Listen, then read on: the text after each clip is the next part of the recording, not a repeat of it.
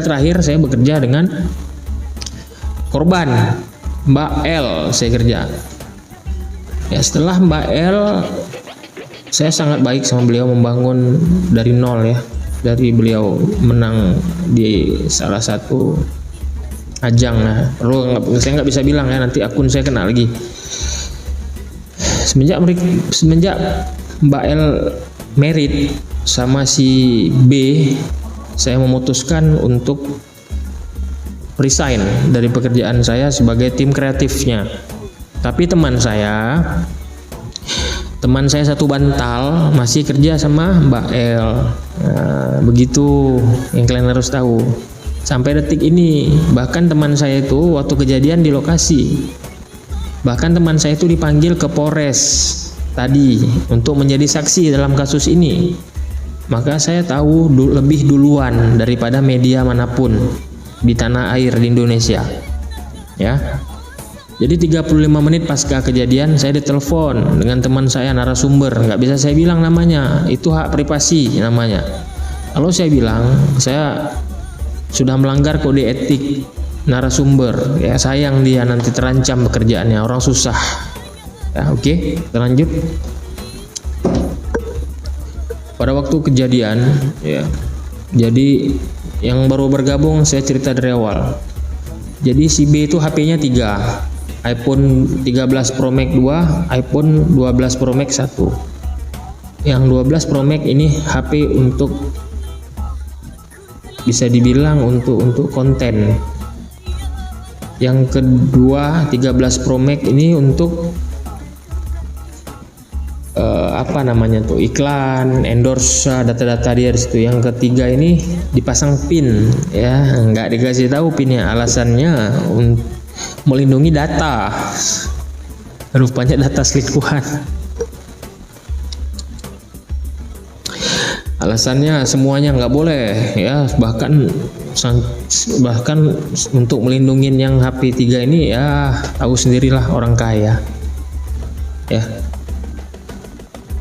Mau dia maki kita, marah-marahin kita, alasan jangan itu, kalau hilang data saya gimana tuh, kalian tanggung jawab ya, kalian saya tuntut kalian. Nah, seperti itulah. Tahan nggak kalian bekerja dengan orang seperti itu? Tahan hanya untuk uang 1 jutaan ya, batin kita tersiksa untuk apa? Lebih bagus saya pulang ke daerah saya kerja, walaupun gaji sedikit tapi kita hidup nyaman ya. Di Jakarta itu kehidupan keras sekali bro ya. Pagi kita harus bangun, persiapkan ide ya, editing, waduh nggak bisa tidur. Pagi ke pagi kita di laptop, pagi ke pagi kita di komputer. Tidak bisa saya sesantai ini. Bahkan kalau di sana jam segini saya masih bekerja. Saya masih bekerja, mengatur schedule ya. Ya, jadi tim kreatif itu berat bro ya. Berat sekali, makanya saya memutuskan untuk pulang ke daerah ya. Teman saya masih bekerja dengan si korban Mbak L. Jadi waktu kejadian itu saya ditelepon, Mas, nampaknya sebentar lagi viral Mas. Kenapa Mbak? Kenapa?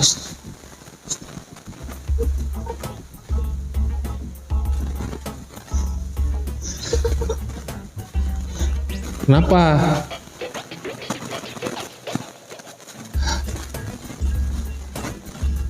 Pak L dicekik, dibanting dengan Pak B. Kami mau bantu tapi dimaki, malah diancam pecat dengan beliau.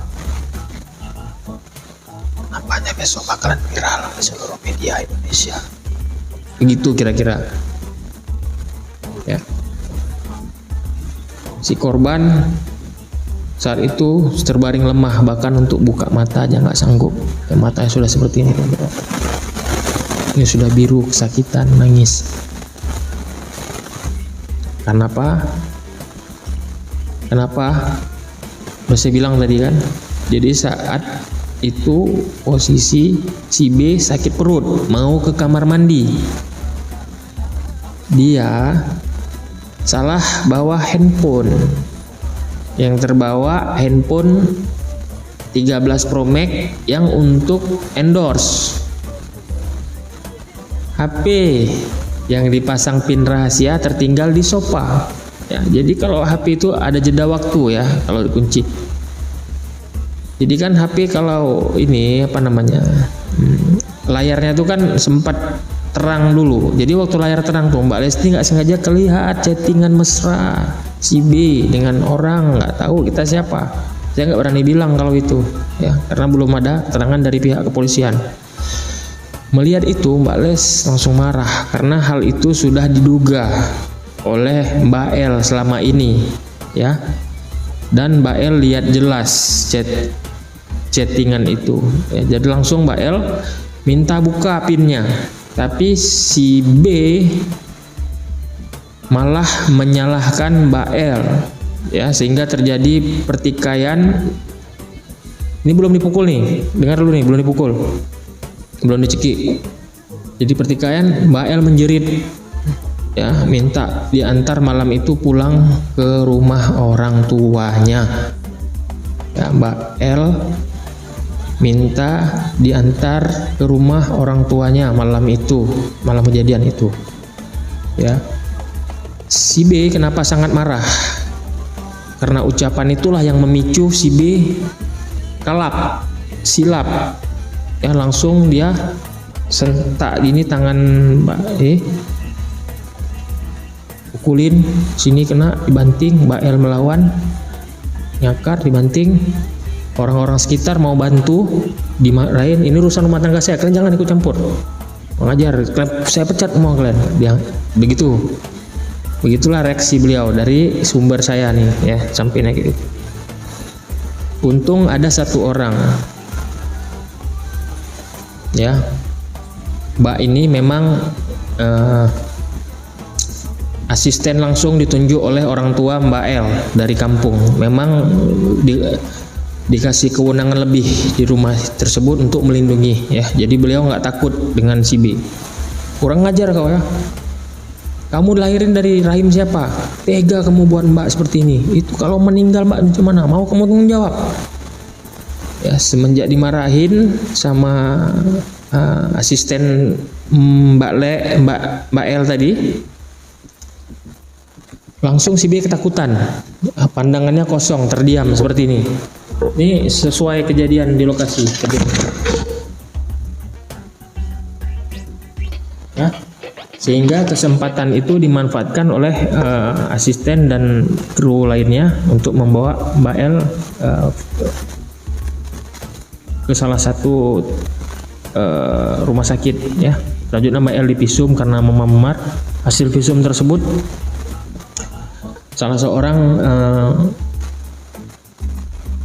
seorang asisten menelpon orang tua, Mbak L dipukul, dicekik dengan si B.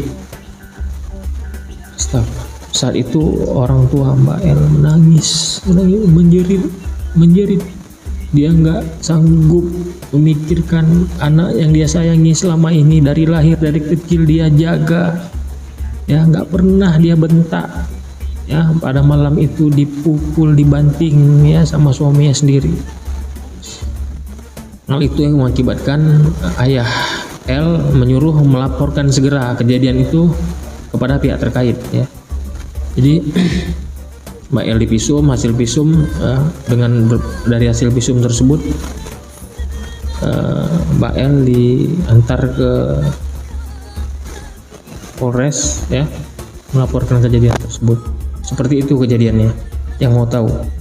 Jadi apa yang saya bilang ini akan sama nanti kalian lihat yang di infotainment ya.